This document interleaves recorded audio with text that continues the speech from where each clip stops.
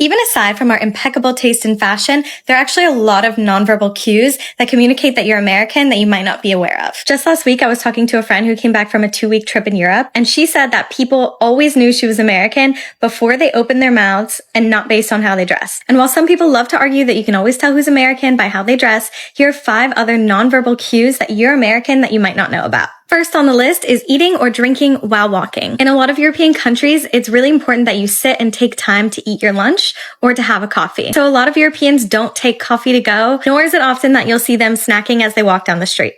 Next, Americans smile a lot more than other countries. And this is a really cool article about it if you want to learn more. But to give a quick summary, countries that are more heterogeneous and have a history of immigration rely more on nonverbal cues because there's more cultural and linguistic diversity. And relatedly, if you walk into a shop without giving a verbal greeting, that may indicate that you're American. In many European countries, it's expected that you greet the shop owner as you walk in the door.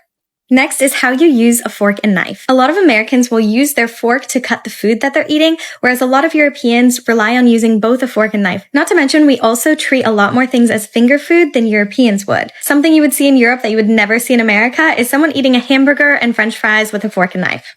And lastly, one that I find really interesting is how you count with your fingers. Americans will start with their pointer finger, whereas a lot of Europeans will count with their thumb first. Let me know if you want a part 2.